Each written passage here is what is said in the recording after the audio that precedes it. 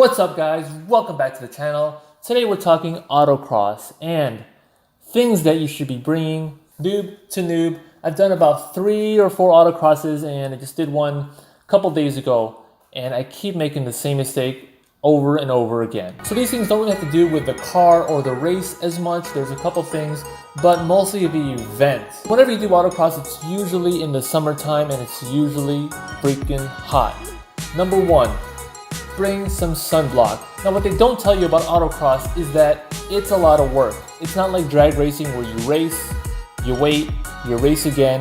It's a lot of work. You're actually out there picking up cones for other people for like 1 or 2 hours. You're gonna get hot, you're gonna get burnt, especially here in Texas, it gets super hot. Number 2, since it does get hot, bring a cooler. You can grab an ice cold drink out of the freezer and it will be melted in like 1 or 2 hours. Not worth it. They're not too expensive. You get a cheap foam throwaway one for like $5, or you can get like a really decent one for like 20-25 bucks. I'll actually link some in the description below. Number 3, sticking with the heat theme, a canopy. If you already have one, great. If you don't, I recommend getting one. And you don't have to get anything that covers the sides or anything. You can just bring a blanket and kind of pin it up, but at least covers the top. That would be really, really helpful in the heat. Number 4, if you're running E85, know where your nearest gas station is for E85 and call them to make sure that they have E85. A couple months ago, I went to an event and the nearest station was like 20 minutes away. I made the mistake of waiting till my gas light came on, so I was really scared. I made it there, but it was just really scary trying to get there. Number 5, bring an extra set of wheels and tires. I don't really run race wheels, I just run a summer set of wheels and my stock wheels are in my garage. Bring at least 2 of them with you, just in case you blow some tires or damage wheels. You never know what can happen. Nothing's ever happened to me, but I like to know that I have the wheels just in case. And number 6, probably one of the most important things, just bring the tools that you need for the event. Don't be caught without a jack or without a lug nut wrench. Bring a couple sets of sockets, some regular hand tools, just stuff that you think you might be able to use in case your car breaks down or something. Obviously most people don't bring their whole toolbox. Just bring at least a good amount of tools that you think you might need. Number 7, maintenance. Just make sure your car is in good shape and being maintained. Nothing else to say there. Number 8, just make sure all the crap that's in your car is taken out. So if you have all this junk in there, right before the event, before you go, just take out all that stuff, because you're going to be taking stuff out of your car before you race. You don't want to be taking out all this extra stuff. And lastly, when you go to the event, just have a good attitude, be prepared, get there early. First couple of events I went to, I got there super early. That's what you want to do. This last event, I actually came a little bit later and I didn't get to walk the course. So the first couple of runs, I was like lost on the course. I had no idea where I was going. So get there early so you can walk the course, so you can just be prepared. If you need to do anything like get some food or use the restroom, you'll have time to do that. And just have a good attitude because you're gonna have a blast. It's autocross. I think that's about it. There's a lot of videos on YouTube about first time autocrossers, so I'm not gonna touch into everything as a first timer, just stuff that I felt like you should bring, especially in the summertime. So with this event, I actually didn't place last like I normally do. You might notice if you're a first-time autocrosser, you're gonna finish in the bottom of your class a lot of times. Maybe it's just me, I don't know. Maybe I just suck. But don't expect to finish really high. I finished 20th out of 28 in my class. The classing in this group of autocross is a little bit different than other ones. I'm not really like STX or whatever those classes are for SCCA. This is actually classed by engine size, so I'm actually in the same class with Miatas and stuff. I didn't expect to finish really high. Not finishing last was great. So anyway, here's some clips of my runs. Tell me what you think. Oh, bring some painter's tape too.